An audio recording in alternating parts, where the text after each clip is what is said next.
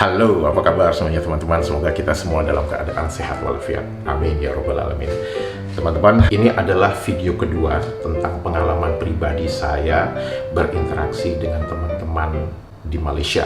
Sebelumnya, saya mengucapkan terima kasih kepada teman-teman yang sudah memberikan banyak komentar, baik komentar yang moderat maupun komentar yang ekstrim. Mungkin di video ketiga nanti saya akan memberikan sedikit analisa mengapa ada orang yang mengambil pendekatan moderat dan mengapa ada orang mengambil pendekatan ekstrim, dan mungkin ada beberapa faktor-faktor pendukung mengapa orang mengambil sikap seperti itu. Tapi untuk video kedua kali ini saya ingin melanjutkan cerita tentang pengalaman pribadi saya ketika berada atau saat ini berada di Kuala Lumpur, di mana pengalaman pribadi ini adalah menunjukkan bahwa meskipun bahasa Indonesia dan bahasa Malaysia menggunakan kata yang sama, namun bisa memberikan makna yang berbeda. Video tentang bahasa Indonesia dan bahasa Malaysia, tentang perkataan-perkataan yang sama dikenal baik di Indonesia dan di Malaysia, ini bertujuan agar kita saling mengerti dan bisa saling mengenal satu sama lain sebagai negara yang bertetangga. Kita juga tidak bisa menidakkan fakta bahwa ada banyak kesamaan kata yang digunakan baik di Indonesia dan di Malaysia. Namun, kita juga tidak bisa menidakkan fakta bahwa banyak kata-kata yang dikenal di Indonesia dan dikenal di Malaysia tapi memiliki arti yang berbeda. Itu adalah kenyataan yang harus kita hadapi saat ini. Dan ini adalah berdasarkan pengalaman pribadi saya. Jadi bukan sebagai referensi dari segi tata bahasa, dari segi ahli bahasa, bukan. Ini adalah dari pengalaman pribadi saya yang langsung berinteraksi dengan teman-teman Malaysia yang ada di Malaysia. Tujuan dari video ini dibuat adalah agar kita sesama negara bertetangga antara Indonesia dan Malaysia itu bisa saling menghargai, saling mengerti bahwa itu adalah kedaulatan sebuah negara dengan tata bahasa, dengan arti yang tersendiri, dan itu adalah fakta.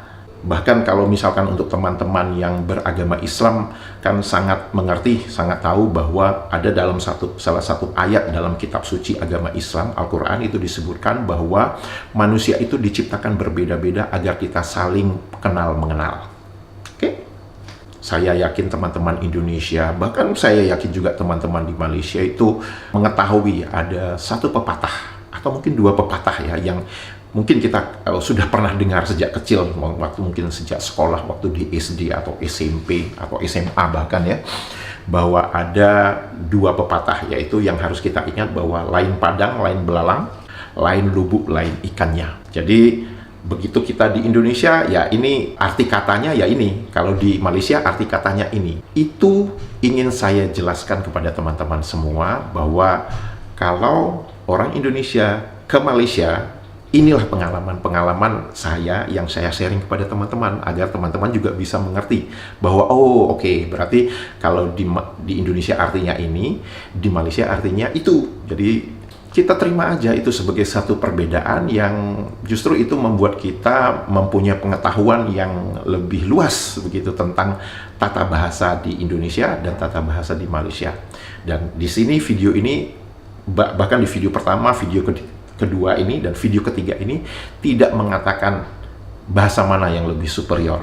Baik, melanjutkan video kedua kali ini, saya ingin sharing pengalaman pribadi saya tentang 3 kata lagi, yang dimana 3 kata ini digunakan di Indonesia dan di Malaysia, tapi mempunyai arti yang berbeda. Pengalaman keempat berarti ya, kalau kita sambung dari video pertama, yaitu ini terjadi ketika saya mengendarai kendaraan, terus masuk ke suatu tempat baru, yaitu banyak gedung-gedung baru.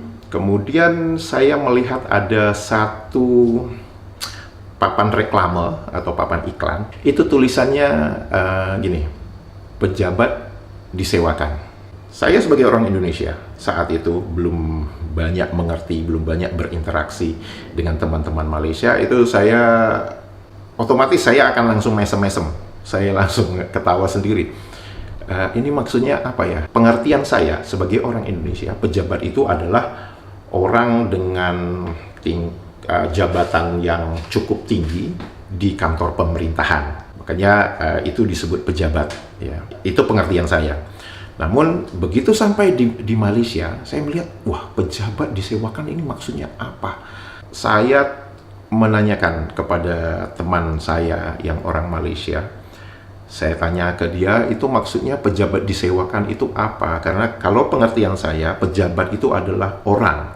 Jadi kalau saya melihat papan reklame itu, apakah maksudnya orang itu bisa disewakan? Ternyata yang dimaksud dengan pejabat itu adalah kantor atau perkantoran. Kemudian itu menambah perbendaharaan kata saya atau pengetahuan saya bahwa meskipun di Indonesia mengenal kata pejabat, namun dari segi makna, dari segi arti itu sangat berbeda. Kalau di Indonesia pejabat itu orang, kalau di Malaysia pejabat itu suatu benda mati, yaitu ruang perkantoran.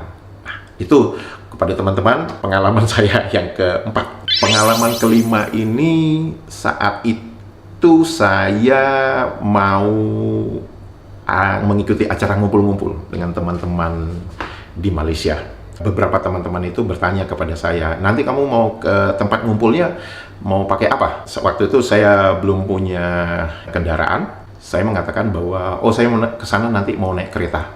Salah satu teman Malaysia saya itu nyaut, dia bilang, mau naik kereta ya? Ya udah, kita sama-sama aja naik keretanya. Saya bilang, oke, ayo aja. Dia bilang gitu. Dari tempat saya bekerja ke stasiun kereta itu saya harus berjalan kaki. Saya berjalan kaki dengan teman Malaysia saya ini. Dalam perjalanan itu, teman saya itu nanya, kamu parking? Jadi kalau di Malaysia ngomongnya parking, bukan parkir ya.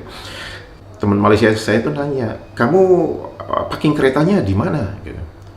Saya bilang, saya juga agak bingung tuh dengan pertanyaan maksudnya parking kereta gitu. Terus saya bilang itu di depan sana gitu. Saya menunjuk ke arah stasiun kereta, stasiun LRT begitu ya. Dia bilang, oh iya oke.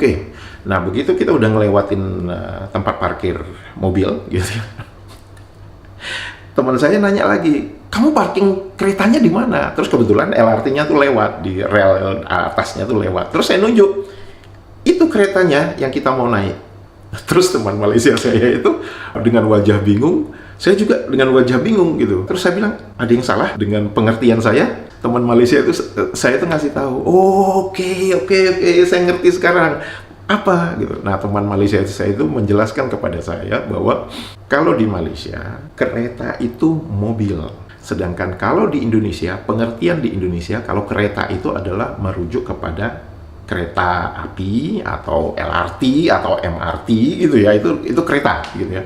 Walaupun saya tidak menidakkan bahwa ada fakta di beberapa daerah tertentu di Indonesia, kereta itu juga bisa bermakna lain. Misalkan kalau nggak salah di Medan ya, itu kereta itu bisa berarti sepeda motor. Bahkan kalau di Medan juga kalau kita ngomong pajak itu maksudnya pasar. Ya kan? Tapi itu bukan bahasa Indonesia baku. Akhirnya saya ngomong ke teman saya, saya minta maaf. Saya pikir kamu mau naik LRT bareng saya, naik kereta bareng saya. Ternyata yang kamu maksud mau naik mobil dengan saya. Ya. Oke. Jadi itu pengalaman yang menurut saya itu sesuatu yang membuka mata ya, bahwa kita dalam menggunakan bahasa Melayu atau bahasa Indonesia yang kita adopsi dan dibawa di Malaysia dengan menggunakan kata kereta, itu kita harus aware, harus menyadari bahwa itu bisa berarti yang lain. Nah, kalau saya biasanya begitu misalkan saya menyebutkan kata dalam bahasa Melayu atau bahasa Indonesia yang sama-sama dikenal, terus kalau teman saya itu wajahnya agak kurang mengerti, agak blur gitu, agak mikir gitu ya, itu biasanya saya akan mengubahnya dalam bahasa Inggris. Nah, ini pengalaman ketiga.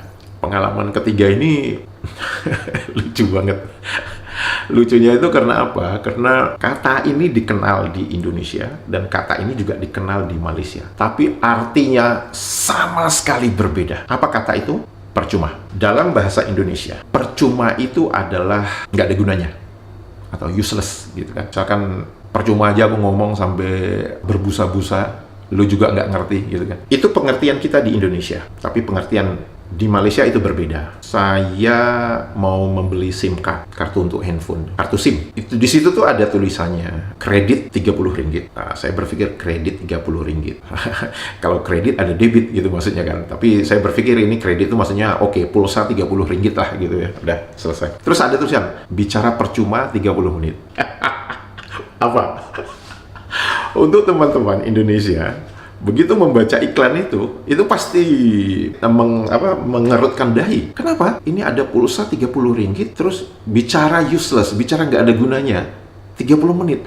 Lah kalau nggak ada gunanya ngapain bicara? Kan? Pengalaman kedua, kalau kita lihat di tempat shopping itu, kadang-kadang kita melihat itu ada tulisannya beli satu percuma satu. Sebagai orang Indonesia, apa pengertian teman-teman pasti akan bilang, oke, beli satu percuma satu. Ya percuma ngapain? Dibuang aja gitu, percuma gitu kan. Terus ngapain harus dituliskan gitu? Kenapa harus dituliskan percuma satu itu? Kenapa harus dituliskan kalau memang itu nggak ada gunanya, useless gitu kan? Yang dimaksud dengan kata percuma di Malaysia itu adalah, kalau di bahasa Indonesia kan itu adalah gratis. Jadi kalau di Malaysia kita melihat tulisan kredit Rp30, bicara percuma 30 menit, itu maksudnya kalau di bahasa Indonesia kan, dengan pulsa Rp30 maka kita bisa bicara gratis, ngomong gratis 30 menit. Jadi kepada teman-teman, itu pengalaman pribadi saya. Teman-teman tidak perlu memaksakan, misalkan teman-teman yang di Indonesia memaksakan bahwa, wah kok bisa beda gini? Mereka harusnya ngomongnya gratis. Oh nggak bisa kita memaksakan seperti itu. Kita harus bisa menghargai. Kita tidak perlu memperkecil-kecilkan hal-hal yang itu pengetahuan kita, pengetahuan orang lain kan berbeda. Baik teman-teman, itu saja video kedua saya tentang pengalaman pribadi saya berinteraksi dengan teman-teman di Malaysia. Tetap sehat, tetap semangat. Bye-bye.